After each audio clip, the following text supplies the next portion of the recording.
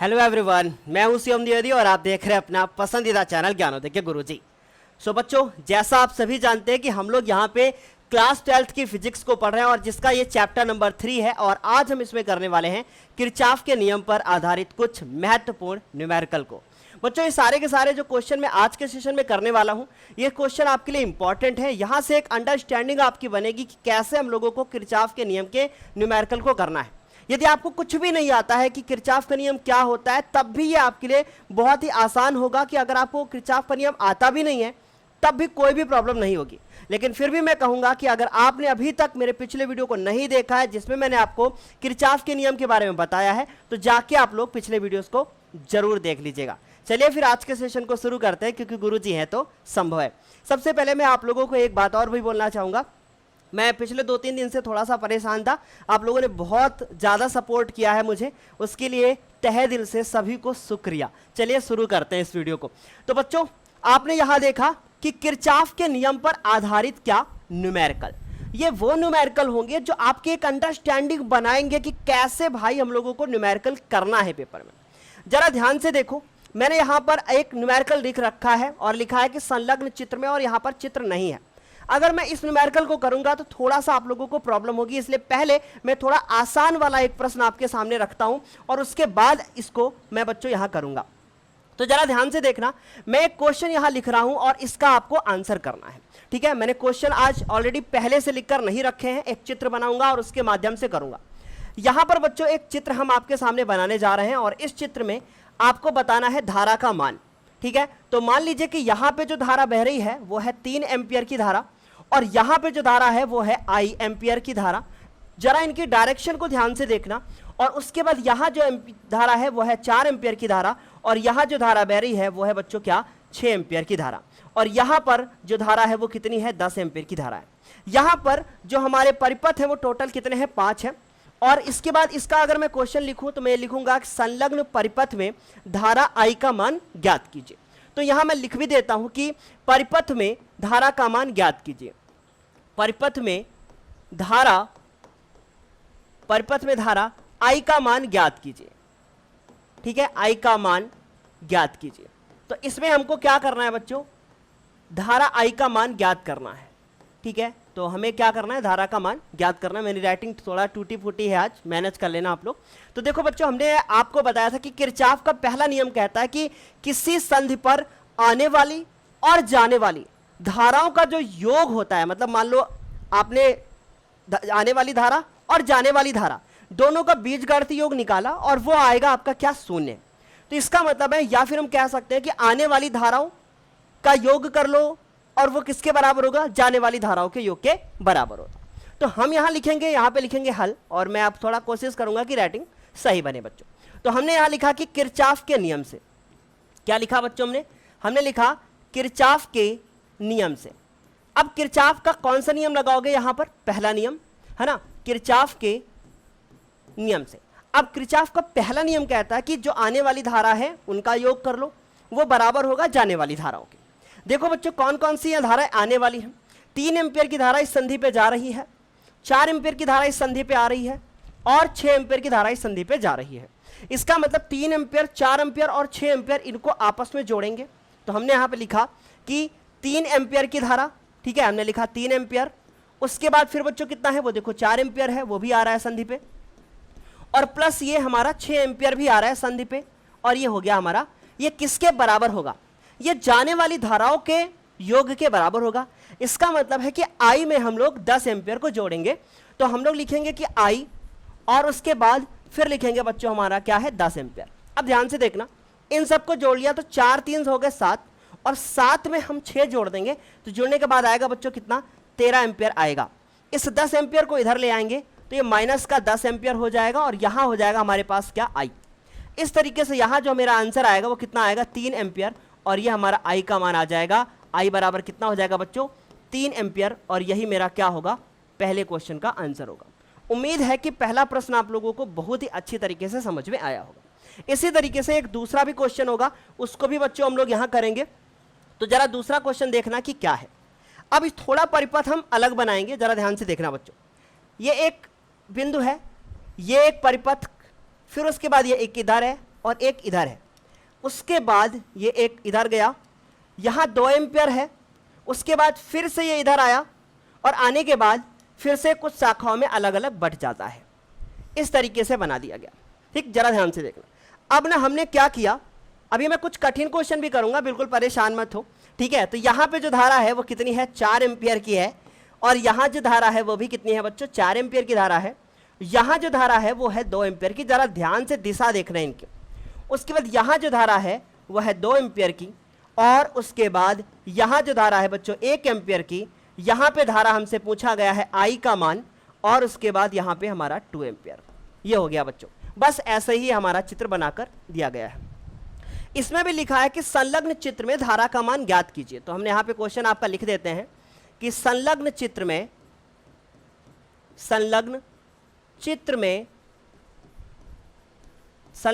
में धारा आई का मान ज्ञात कीजिए बच्चों, आई का मान ज्ञात कीजिए।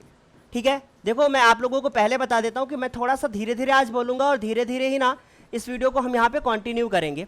हम नहीं चाहते थे कि बहुत ज़्यादा दिनों का एब्सेंट हो, इसलिए मैं थोड़ा सा मैनेज करके धीरे धीरे चल लूँगा बच्चों। तो संलग्न चित्र में हमें क्या करना है, धारा का मान ज्ञात करना है। आप यहाँ देखिए 4 एम्पियर की धारा, ये 2 एम्पियर की और ये 4 एम्पियर की। हम ना एक काम कर लेते हैं, यहाँ पर हम लिखते हैं ए बिंदु हो गया, और ये बच्चों हमारा हो गया बिंदु बी हो गया, और यहाँ पर हो गया हमारा सी हो गया। अगर हम बिंदु ए पर जरा ध्यान से देखें तो 4 एम्पियर की धारा जा रही है, 4 एम्पियर की धारा इधर आ रही है ना, और उसके बाद यहां से बिंदु ए पर जो धारा जा रही है, ठीक है, बिंदु ए पर आने वाली धारा, ऐसा लिख सकते हो, बिंदु ए पर आने वाली धारा, और बराबर लिखोगे कि बिंदु ए से जाने वाली धारा। मैंने ये मान लिया कि यहां से जो धारा जा रही है उसको मैं कोई नाम दे देता हूं, मैंने नाम दे दिया I1, और ये मैंने ऐसे लिख दिया। अब हम यहां लिखेंगे हल, बहुत अच्छे से समझना, बहुत इंपॉर्टेंट क्वेश्चन है।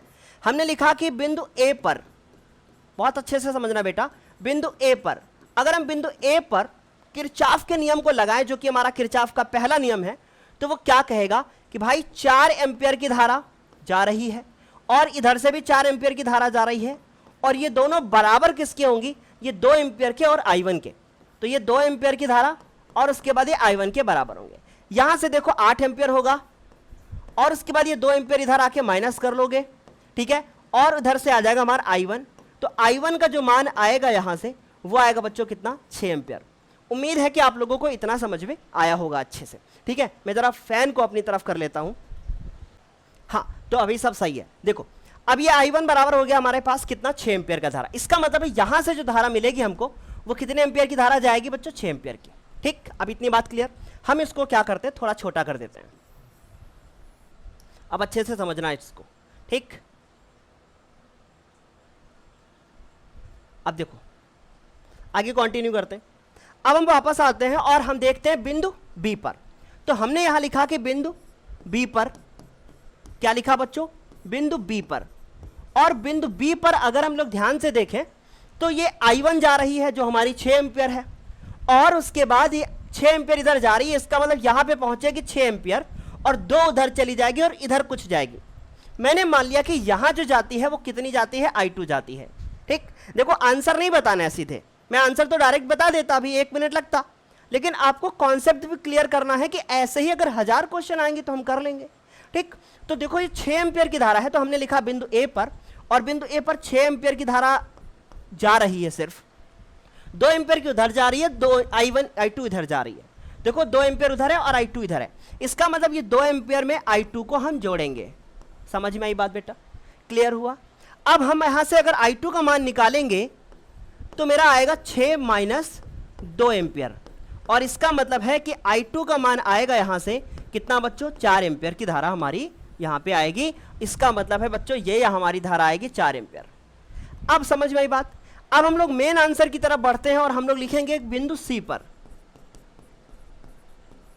बिंदु सी पर। अब जरा बिंदु सी पर देखो, बिंदु सी पर हमारी I2 जा रही है, I2 जा रही है बच्चों, देखो उसके ऊपर जा रही है, और जाने के बाद वो 3 हिस्सों में बट जा रही है। इसका मतलब हम लिखेंगे कि बिंदु सी पर जो जा रही है धारा वो कितनी है, 4 एम्पियर की, और ये 4 एम्पियर की धारा बराबर किसके होगी, 2 एम्पियर के I1 के और 1 एम्पियर के। इस 2 एम्पियर के I1 के और 1 एम्पियर के, क्योंकि सबकी डायरेक्शन ना वो अलग दूर जा रही हैं, दूर जा रही धारा, ठीक। तो ये 1 एम्पियर आई और 2 एम्पियर, तो 1 एम्पियर प्लस आई और उसके बाद 2 एम्पियर, इनको सबको इधर ले आओ तो आई बराबर हो जाएगा हमारे पास, देखो ये और ये जुड़कर 3 इधर आएंगे, तो 4 में से हम लोग 3 एम्पियर को माइनस कर देंगे, आई का मान जो आएगा वो कितना आएगा बच्चों, 1 एम्पियर आएगा, और यही हमारा क्या हो जाएगा, उत्तर हो जाएगा। उम्मीद है कि ये क्वेश्चन भी बहुत अच्छे से आपको समझ में आया होगा, खेल खेल में आपने काफ़ी कुछ सीख लिया होगा। चलिए अब हम लोग इसके बाद ये अपना दूसरा क्वेश्चन करते हैं, जो हमारा लिखा है कि संलग्न चित्र में 15 वोल्ट विद्युत वाहक बल तथा 0.5 ओम आंतरिक प्रतिरोध वाली बैटरी से ली जाने वाली धारा का मान परिकलित कीजिए। बच्चों सभी से एक हाथ जोड़कर छोटी सी रिक्वेस्ट है कि इस वीडियो को आपको अभी इस क्वेश्चन को पूरा देखना है। रिक्वेस्ट इसलिए कर रहा हूं क्योंकि इस क्वेश्चन में आप थोड़ा परेशान होंगे, लेकिन मैं फिर कह रहा हूं कि अगर आपने इसको पूरा देखा तो आप ना किरचॉफ के क्वेश्चन कोई भी आएंगे सारे कर लोगे, इसलिए बहुत ध्यान से देखना, ठीक है। चित्र मैं बना देता हूं आप लोगों के लिए, ठीक है, चित्र यहां बना देता हूं मैं, और इसके बाद फिर आगे हम कंटिन्यू करेंगे। जरा ध्यान से देखना बच्चों, ठीक है, बहुत अच्छे से देखना। ये इस तरीके का चित्र हम आपके सामने इसलिए बना रहे हैं ताकि आपको थोड़ा कॉन्फिडेंस आएगा, ठीक है। और कुछ वजह यह भी है कि मैं आप लोगों के लिए पीपीटी पहले से नहीं बना पाया, जैसा मैं रोज करता हूं वैसा। तो 1 ओम हो गया, और बच्चों यहां पे 7 ओम है, यहां पे 10 ओम है, और यहां पे बालक आपका 6 ओम है, ठीक है। ये 6 ओम इस वाले लूप के लिए भी है और इस वाले लूप के लिए भी है, और यहां पे 8 ओम का प्रतिरोध है, और यहां बच्चों 2 ओम का प्रतिरोध है, और यहां पे इस 15 वोल्ट की बैटरी है, और इसका आंतरिक प्रतिरोध 0.5 ओम है, ठीक है। इसके अलावा कुछ नहीं है, बस इतना ही है। और लिखा है कि बैटरी से ली जाने वाली धारा का मान ज्ञात कीजिए। इसका मतलब इस बैटरी से मान लीजिए इसका पॉजिटिव टर्मिनल है और ये इसका निगेटिव टर्मिनल है। अब आपसे पूछा गया है कि इस बैटरी से कितनी धारा ली जाएगी उसको ज्ञात करो। यार वो 10th क्लास का क्वेश्चन मुझे बिल्कुल ये दिख नहीं रहा है, ये क्लास 12th का ही क्वेश्चन है, 11th में आपके चैप्टर विद्युत है नहीं, तो हम इसको बहुत अच्छे से समझेंगे बच्चों। देखो हमने सबसे पहले हमें ना अभी कलर बदलना है, अगर कलर नहीं बदलूंगा तो आपको समझ में नहीं आएगा फिर, ठीक है, इसलिए मैं थोड़े कलर चेंज करूंगा यहाँ पे, ठीक है।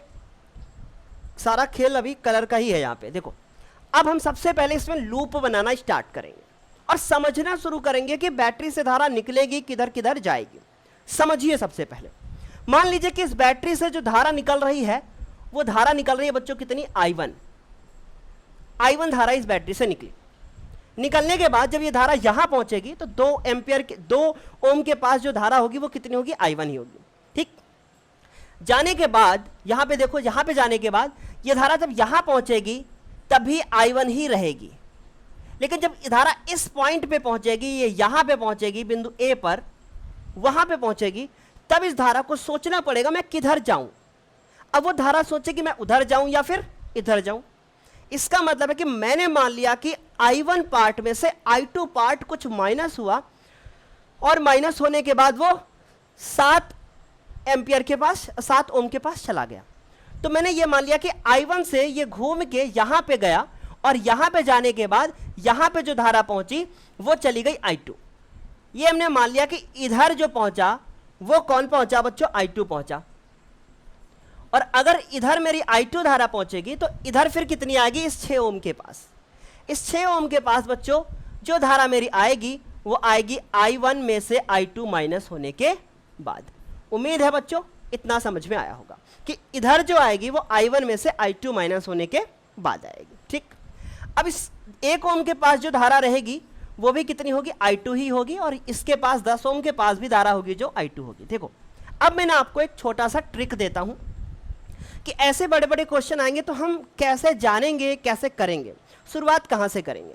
बच्चों आपको हर लूप में, अब लूप क्या होता है, देखो ये पहला लूप बना हुआ है, वो दूसरा लूप बना हुआ है। अब ये लूप जो बंद आपको दिख रहा है, इसमें आपको ये ज्ञात करना है कि जो आपका प्रतिरोध है उस प्रतिरोध के पास कितनी धारा है, ये ज्ञात करना है, और उसमें विद्युत वाहक बल कितना है उस लूप में। बस इतना आपको ध्यान में रखना है। अगर आपने इतना कर लिया तो समझ लो क्वेश्चन खत्म हो गया, ठीक। अब देखो मैंने निकाल लिया कि सारे प्रतिरोधों के पास कितनी धारा होगी। अभी यहां पहुंचे हैं हम लोग, इसके पास भी निकाल लिया, इसके पास भी, इसके पास भी, इसके पास भी, और इसके पास तो हो ही गया। अब इसके पास आ जाओ।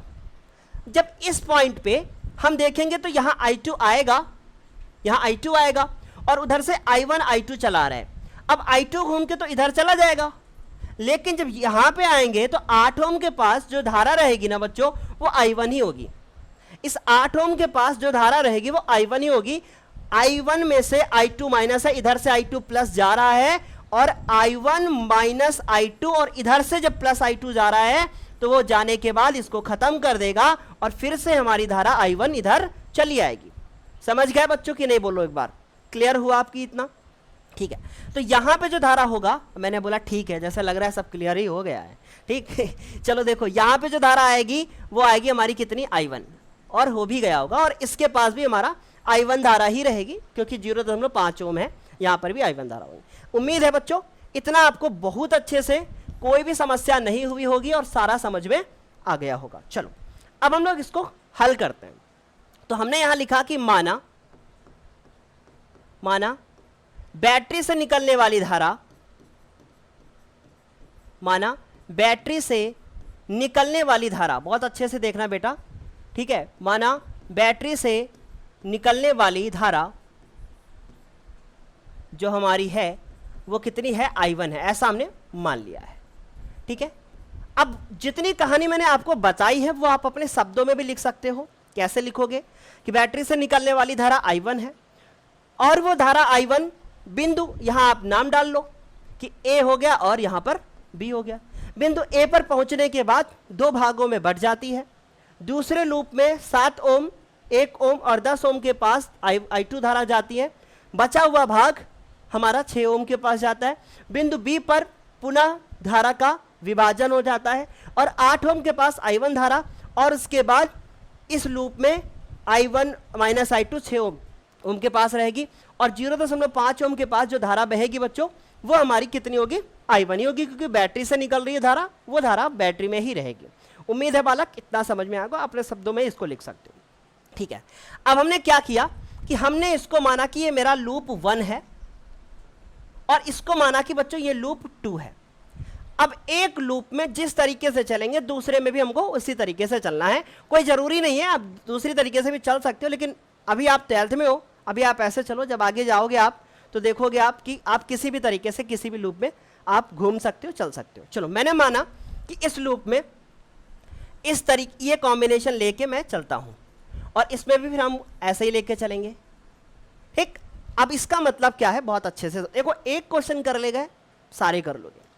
अब हमने लिखा कि लूप 1 में, बहुत अच्छे से देखना बेटा, हमने लिखा कि लूप 1 में अगर हम, अब देखो कुछ बच्चे क्या करते हैं, जैसे ABCD डाल दिया, आप लिख सकते हो लूप ABCDEF जैसे, वो भी सही है, पर ऐसे लूप 1 2 कर दो ना, कितना अच्छा है। ठीक, अब हमने लिखा लूप 1 में, बाकी पता होना चाहिए।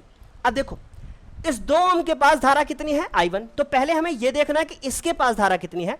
तो हमने लिखा कि 0.5 ओम के पास जो धारा है वो कितनी है? I1, ये हमने लिखा। ठीक है बच्चों, अब हम इसके पास देखेंगे धारा कितनी है?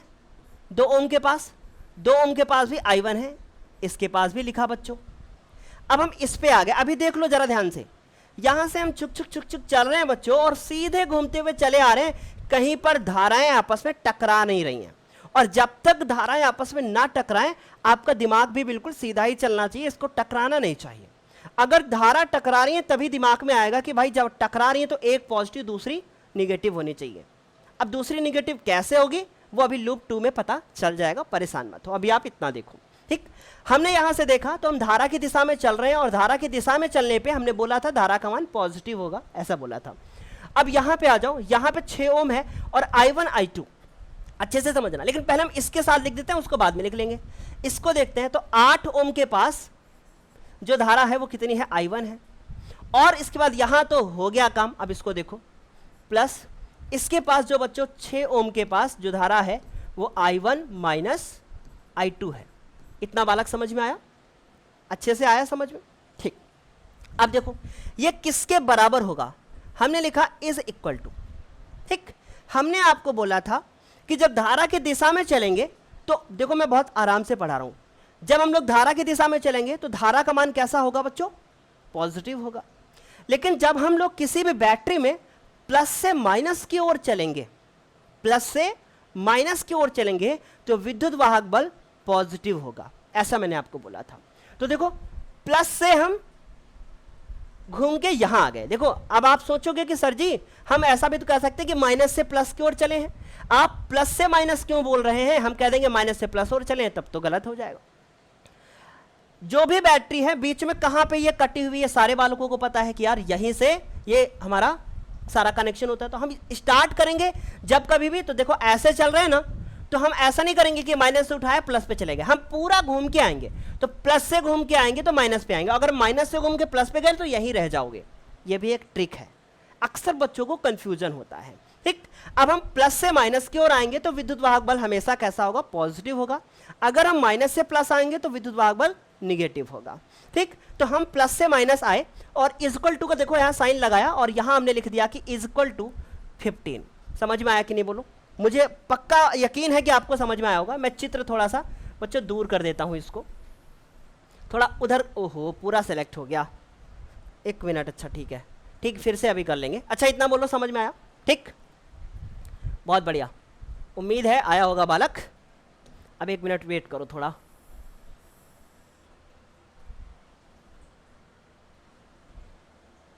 ठीक है, चलो अब इक्वल टू में क्या करोगे आप? 15 करोगे। ठीक, समझ में आया? और कोई विद्युत वाहक बल है क्या? नहीं।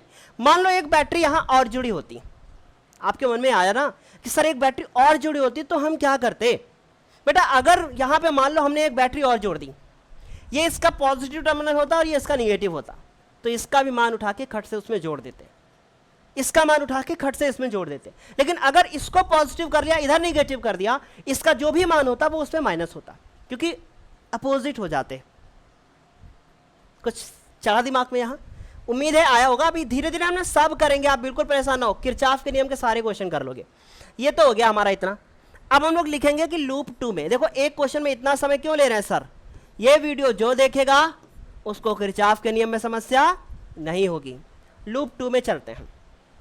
लेकिन यार लूप 2 में चलने से पहले मैं एक काम करता हूं, इसको थोड़ा हल कर लेते हैं तो ज्यादा अच्छा रहेगा, है ना? इसको थोड़ा हल कर लेते हैं। देखो 2i1 8i1 ये हो गया हमारे 10i1। कितना हो गया बच्चों? ये हमारे हो गए 10i1। 10 में इसको जोड़ दिया 10.5 हो गया, इसको इसमें कर दिया तो 10.5 और उसके बाद ये हमारा 6 उसमें हो जाएगा तो 16.5 हो जाएगा। मतलब सारे जोड़ दिया। देखो ये 6i1 8i1 2i1 तो 6 2 8 2 10 10 6 16 और 16.5, तो यहां से आएगा 16.5 और i1। ठीक, और यहां से आएगा माइनस का 6 और i2 और इज इक्वल टू आएगा बच्चों कितना? 15। ये हमारी इक्वेशन नंबर 1 हो गई। और अब हम लिखेंगे लूप नंबर 2 में। ठीक, अब हम लूप नंबर 2 में देखेंगे। इस लूप नंबर 2 में देखो 7 ओम के पास जो हमारी धारा है वो i2 है, तो 7i2। ठीक, ये कलर अच्छा दिख रहा है। फिर उसके बाद इसके पास जो धारा है वो है 1i1 1i2 सॉरी। अभी मैं आपको एक ट्रिक भी बताऊंगा कि आप डायरेक्ट कैसे करोगे। फिर 10 के पास i2 हो गया। अब देखो ट्रिक की बात करते हैं। अगर किसी लूप में आपको सब प्रतिरोधों के पास धारा समान दिखाई दे जाए तो आप क्या करोगे? क्या तरीका है आपका? इसमें i2 कॉमन ले सकते हो, ले लो। i2 कॉमन लेने का मतलब क्या हुआ कि 7 ओम 1 ओम 10 ओम सब आपस में जुड़ जाएंगे और i2 से गुणा हो जाएगा। तो हम इसको डायरेक्ट कर सकते हैं कि 7 1 और 10 और उसके बाद एक ब्रैकेट में i2 से गुणा। ये एक इसका डायरेक्ट वाला तरीका है, बट आपको जो अच्छा लगे वो करना बालक। ठीक, सो बच्चों इतना समझ में आया कि नहीं? अब हमने लिखा कि ओहो क्या किया था मैंने, आ गया वापस। ठीक, चलो इतना समझ में आया। अब उसके बाद यहां पे आ जाओ। अब एक समस्या हो गई। समस्या क्या हो गई? हम कितने आराम से यहां से चलकर ऐसे करके यहां पहुंच रहे थे, लेकिन ऊपर से कोई आ रहा था। अभी तक तो हमको ठीक ठीक लग रहा था कि हम धारा की दिशा में जा रहे हैं, लेकिन यहां पहुंचते ही धारा तो उधर से आ रही थी। इसका मतलब 6 ओम के पास जितनी धारा होगी उसका मान ऋणात्मक होगा, क्योंकि देखो उसकी दिशा उल्टी है। बच्चों मैं फिर कह रहा हूं, मैंने शुरू में ही बोला था कि ये क्वेश्चन आपको लेंदी लगेगा। लेकिन अगर आज इस क्वेश्चन को कर लिया तो किरचॉफ के नियम में आज के बाद कभी ऐसा नहीं होगा कि आप न्यूमेरिकल ना कर पाओ। इसके पास जो धारा बहेगी वो निगेटिव होगी, वाई, क्योंकि धारा ऊपर से नीचे आ रही है, इधर से इधर जा रही है, ऊपर की ओर जा रही है, दोनों आपस में टकराई, दोनों आपस में टकराई। अगर आपके दिमाग में हो कि सर जी वो 7 ओम के पास, वो 1 ओम के पास, वो 10 ओम के पास जो धारा का मान है, अगर हम उसको निगेटिव ले लें, इसको पॉजिटिव ले सकते हो, कोई फर्क नहीं पड़ेगा। अब फर्क क्यों नहीं पड़ेगा? फर्क क्यों नहीं पड़ेगा बच्चों? फिर से सुनना, उनको निगेटिव ले लें, इसको पॉजिटिव ले लें 6 ओम को, तो फर्क क्यों नहीं पड़ेगा? फर्क इसलिए नहीं पड़ेगा क्योंकि इसमें कोई भी हमारा बैटरी नहीं लगा है। लेकिन अगर बैटरी लगा भी होता तो क्या फर्क पड़ता? नहीं। क्यों? इसलिए नहीं पड़ता क्योंकि जब आप इसको इस तरीके से लेते, इसका मतलब है कि लूप में आप ऐसे नहीं चल रहे हो। देखो ना, इस लूप में हम ऐसे चल रहे हैं ना, ऐसे, और धारा तो ऐसे चल रही है इसमें, ये वाली नीचे की ओर। तो हमें सिर्फ और सिर्फ लूप को बदलना पड़ता, और जब हम लूप को बदलते तो विद्युत वाहक बल का मान भी निगेटिव या पॉजिटिव, मतलब उसके भी चिन्ह बदल जाते। तो हमने बहुत डीप में जाके आपको बता दिया, लेकिन परेशान मत हो, वापस आओ, फिर यहां आते हैं। तो 7 ओम, 1 ओम, 10 ओम इज इक्वल टू हमने क्या कर दिया बच्चों? नहीं, माइनस कर दिया, -6, और उसके बाद I1 माइनस I2, और कोई भी इसमें बैटरी नहीं लगी है, इसलिए इसका मान 0 है। ठीक, अब देखो ये 7, 8 और 7, 8 और ये हो गया 18 I2, और उसके बाद ये माइनस का 6 I1 और प्लस का 6 I2 बराबर 0। तो यहां से आएगा मेरे पास माइनस का 6 I1 और 18 6 24 प्लस के 24 I2 बराबर 0। हम चाहें तो इनके चिन्ह बदल सकते हैं, हम यहां कर देंगे 6 I1 माइनस 24 I2। क्यों कर दिया मैंने यार? माइनस कॉमन लेके उधर भेज दिया और वो 0 बना दिया। बोलो ये समझ में आया? और ये मेरी इक्वेशन नंबर कितनी हो गई? 2। अब पहली इक्वेशन को, दूसरी इक्वेशन को, इन दोनों को बच्चों हम लोगों को सिर्फ क्या करना है? हल करना है, बाकी अपने आप सारा काम हो जाएगा। तो हम एक काम करते हैं, बहुत अच्छे से समझना, ये जो मैंने किया है समझ में आया होगा, लेकिन हम आपको एक और आसान वाला तरीका बताते हैं। हम यहां से लिख सकते हैं कि 6 I1 is equal to 24 I2, और यहां से हम I1 का मान निकाल सकते हैं, और I1 बराबर आएगा आपका 24 और उसके बाद डिवाइडेड बाई 6 और उसके बाद I2, ये आ जाएगा। बोलो समझ में आया? लेकिन फिर आपके दिमाग में आया होगा कि सर जी हम I1 के मान को यहां से जब हम उठा के इसको रिप्लेस करेंगे तो हमें I2 का मान पता चलेगा। ध्यान से सुनना बच्चों, I2 का मान पता चलेगा। मुझे तो I1 चाहिए ना, क्योंकि हम बैटरी से निकलने वाली निकाल रहे हैं। I2 लेके क्या करेंगे? मन में आया ना? तो आप I2 का मान निकाल लेना, यहां से 1/4 आएगा I1, वो भी आसान होगा, लेकिन वो इतना झाम मत करो, अब जो हो गया सो हो गया। तो I1 बराबर आया क्या? 4 I2, और इस तरीके से हमने ये I1 का मान निकाला। अब हम इसको उठा के समीकरण नंबर 1 में रखेंगे, और समीकरण नंबर हमारा 1 क्या है? ये है, देखो। ठीक, हम इसको सब छोटा कर देते हैं ताकि आप लोगों को एक ही उसमें सब दिखाई दे जाए।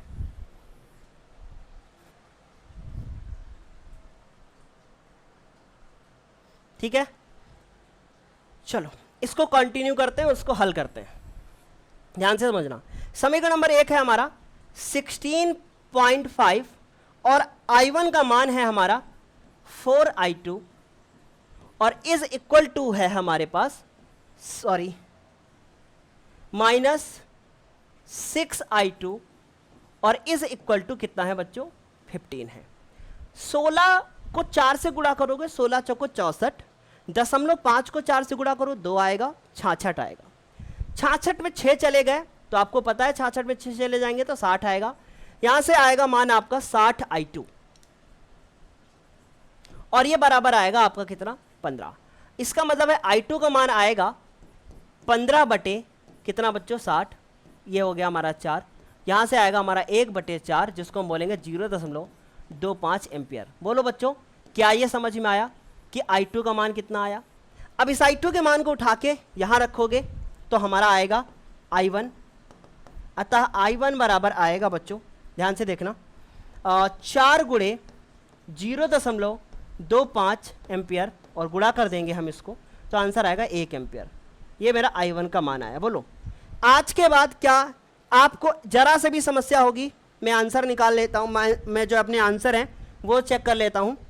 मेरा I का मान 1 का मान आया है 1 एम्पियर और उसका मान जो आया है वो आया है मेरा 0.25। बोलो बच्चों क्या कोई भी समस्या हुआ आप लोगों को? मुझे नहीं लगता कि इसमें आप लोगों को 1% भी की भी कोई समस्या हुई होगी। उम्मीद है बच्चों इतना समझ में आ गया होगा। ठीक, अब मान लो ये पूछते कि हर प्रतिरोध के पास अलग अलग धारा बताओ, तो आप I2 निकाल चुके हैं, इन सबके पास पता हो जाता। आपका यहाँ जो आंसर आता वो आता आपका 0.25 जो सॉरी 0.75 6 इसके पास, क्योंकि यहाँ पे 1 एम्पियर की धारा है, आपकी इधर चली गई है 0.25, तो यहाँ हमारी आती 0.75। बोलो समझ में आया इतना अच्छे से? कोई डाउट नहीं, कर लोगे? चलो एक क्वेश्चन देते हैं आपको हम, और इसको आपको करना है। अब ये प्रश्न आपके लिए है और आपको इसको करके आंसर करना है। देखो दिए गए परिपथ में ए व बी के बीच विभवांतर की गणना करनी है। देखो एक सेकंड रुको बेटा, मैं आपको क्वेश्चन देता हूं बस।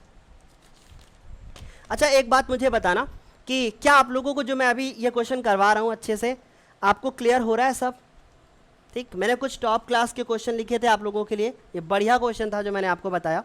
चलो एक और इसी तरीके का क्वेश्चन है, आपको आंसर करना है इसका। यहाँ पे है हमारे पास 10 ओम का प्रतिरोध। ठीक है, पहले हिंट दूंगा मैं, परेशान मत होना, थोड़ा सा वेट कर लो। और उसके बाद फिर इसके बाद बच्चों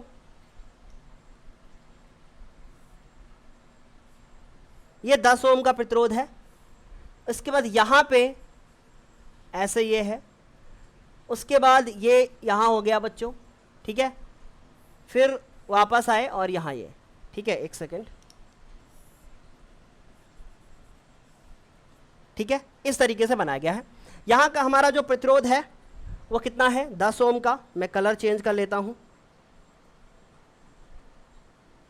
यहाँ जो प्रतिरोध है वो है 10 ओम का, यहाँ जो प्रतिरोध है वो है 50 ओम का, और यहाँ जो प्रतिरोध है वो कितना है? 20 ओम का।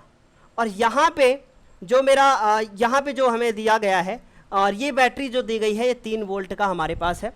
और मैं इसमें ज़रा मान निकाल लेता हूँ कि कितना है। ठीक है, मैंने यहाँ पे कहीं पर अपना बुक रख दिया। ठीक है, आप कुछ भी यहाँ पे कर लो। ठीक है, और उसके बाद 10 ओम, ये 3 वोल्ट का बैटरी, यहाँ पे पॉजिटिव टर्मिनल और ये निगेटिव टर्मिनल। अब उसके बाद आपको ये निकालना है कि इस बैटरी से कितनी धारा बहेगी। आपको इसकी गणना करनी है कि इस बैटरी से कितनी धारा बहेगी। एक सेकंड वेट।